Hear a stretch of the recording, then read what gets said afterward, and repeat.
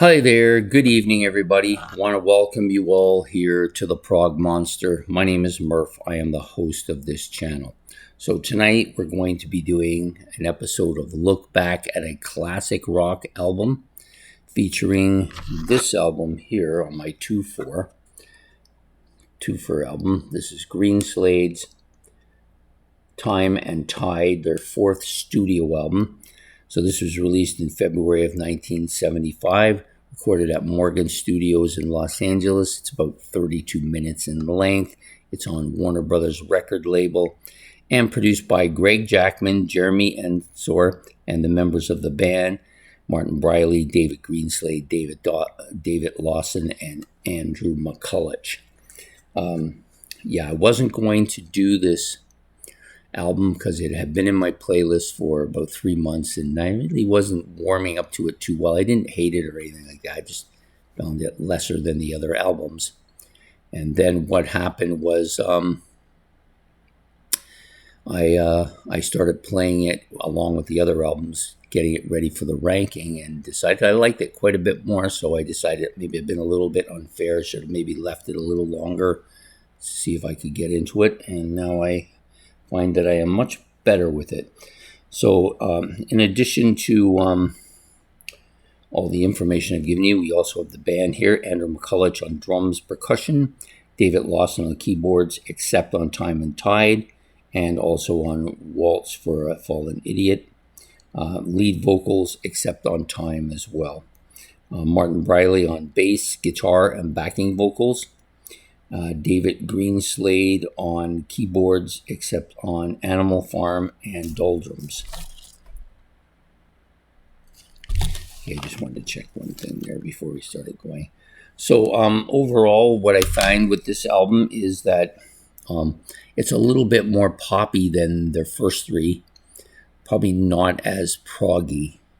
It does have quite a bit of prog in it, as I've grown to understand as I've been listening to it more. There's a lot more prog in it than I originally gave it credit for. I think it's because it's not as heavy as the other three albums, and therefore I kind of dismissed it as being a little bit too poppy, but it's actually not a bad album at all. Also, I forgot to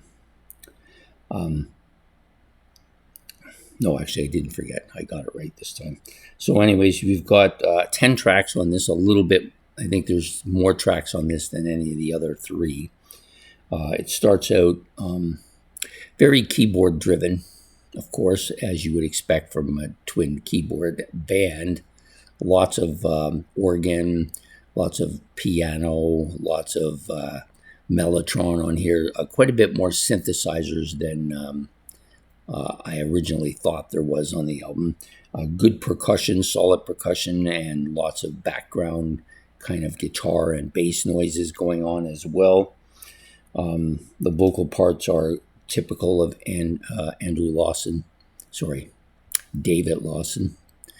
Very nasally, kind of murky, kind of a little bit on that whiny side as well, but definitely sounds just like him. So I'm going to break the songs down a bit. So you got the opening track. It's called Animal Farm. Just going to move this up slightly. Animal Farm, a very up-tempo, heavy keyboard opening. The vocals typical of David Lawson, very nasally, very murky, not as easy to understand. You have to have the lyrics, actually, if you want to understand them. Keyboard dominated with some guitar riffing here as well. And it's a bit of a catchy song, nice riffing, nice beat. Next up is, and actually, in actual fact, this is probably my favorite track on the album. Next up is Newsworth. Nice piano, percussion opening. A little bit more murky on the vocals than the previous song. The piano, acoustic, kind of heavy.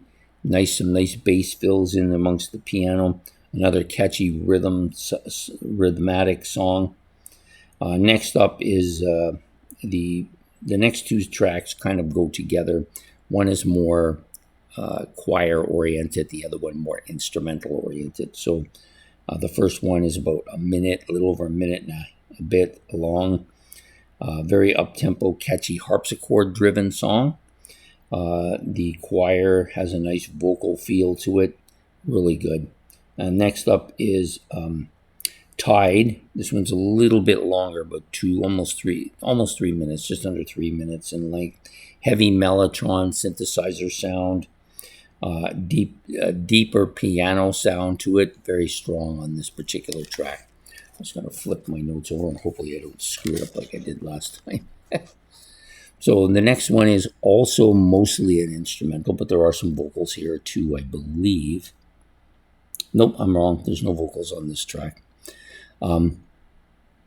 This is Catalane, another instrumental song. So it's kind of, the first one was kind of a choiry song. The second one's an instrumental full on, but short. This one's longer. It's about 5 minutes in length. Fast paced with some multi-keyboards, with almost a calypso sound at times. Several times it breaks into that almost calypso sound to it. Synthesizers are heavy, dominant, symphonic sound. Another catchy beat, another up-tempo kind of catchy beat, that is. There's some electric piano solo here with some bass in the background. It's kind of an odd sound. The next track is another song I like quite a bit. This is the Flattery Stakes. This one's about 3.5 minutes long. Heavy keyboard synthesizer, upbeat, kind of a poppy feel to this track. Vocals are catchy, nasally, a bit murky. I think maybe the reason this song does as well is because it follows 3 kind of instrumental songs in a row. There's a clavinet, and I believe it's the instrument of the solo here, but it could also just be a keyboard solo. The organ is slower, more melodic sound to it.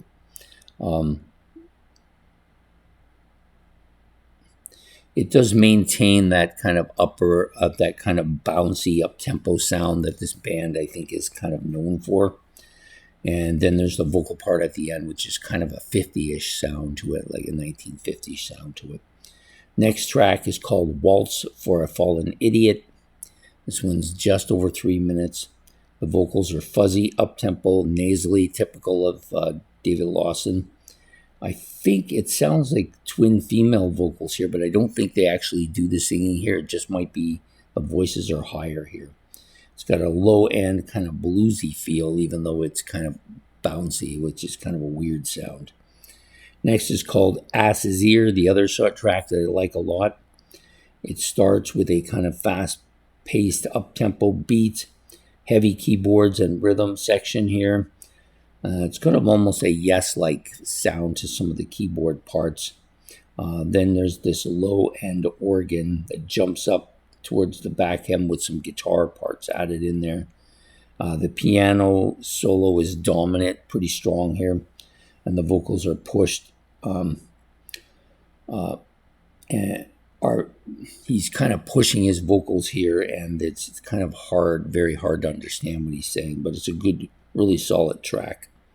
Next is Doldrums. This is a low-end sound. The vocals mid-range, low-end sound. He's like more subdued on this track. Some nice synthesizers, organ, multi-noise effects. Interesting sound to it. And then the final track is Gangstas. Heavy bass, percussion part, lots of keyboard sounds here. Probably the weakest track on the album, though. It kind of ends on a bit of a not such a great note, not a terribly memorable song either. So that's my take on Greenslade's Time and Tide album. As I've said, this one here it's got a little bit of a Roger Dean look to it, but if you examine it closely, you can clearly see it isn't him doing the art here. But a really good, solid album. I'm glad I gave it a shot after having not really listened to it much while it was in the playlist. Maybe it just got the wrong time of day or the wrong setting for me listening to it. So I'm hoping that's all it was. And anyways, I hope you've enjoyed this episode of Look Back at a Classic Rock Album. Please hit the like and subscribe. If you want to make any comments on this album or anything I said, you can do that as well. And we'll see you all next week for another look back at another classic rock album. Have a good evening from the Prog Monster. Goodbye.